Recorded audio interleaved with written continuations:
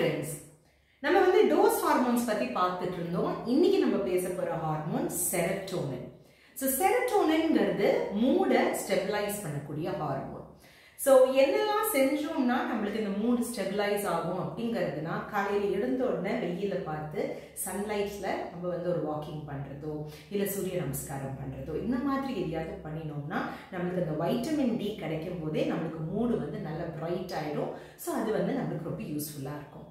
ரெண்டாவது நம்ம சாப்பிடுற உணவு சாப்பிட்றத நல்லா கடிச்சு சவைச்சு சாப்பிடக்கூடிய ஃபைபரஸ் ஃபுட்டை சாப்பிட்டோம்னா நம்மளுக்கு அந்த மூட் ஸ்டெபிலைஸ் ஆகும். So protein rich diet, fibre இருக்கிற ஏதாவது டயட், ஓட் மீல், பனானாஸ் இதெல்லாம் நீங்கள் சாப்பிட்டீங்கன்னா செரோட்டோனின் அப்படிங்கிறது நம்ம உடம்புல நிறைய ஹாப்பி ஹார்மோன்ஸாக அது வெளில வரும். அடுத்தது அப்படிங்கிறத பார்த்தீங்கன்னா எக்ஸசைஸ் பண்ணினா நம்மளுக்கு இந்த செரோட்டோனின் வரும். ஸோ எந்த விதமான எக்ஸசைஸ் வேணால் நம்ம பண்ணலாம். வாக்கிங் பண்ணலாம், ஜாகிங் பண்ணலாம், ரன்னிங் பண்ணலாம், இது தவிர ஏரோபிக்ஸ் பண்ணலாம், எதுனாலும் பண்ணிக்கலாம். இதெல்லாமே பண்ணும்போது நம்ம மூடு வந்து எலிவேட் ஆகிட்டே இருக்கும். நாலாவது ரொம்ப முக்கியமானது அப்படிங்கிறது நீங்கள் பார்த்தீங்கன்னா நம்ம வந்து என்ன யோசிக்கிறோங்கிறது தான் முக்கியம். ஸோ ஒரு ஹாப்பி தாட்ஸோடு இருந்தோம்னாலே நம்மளுக்கு அந்த செரோட்டோனின் வரும்.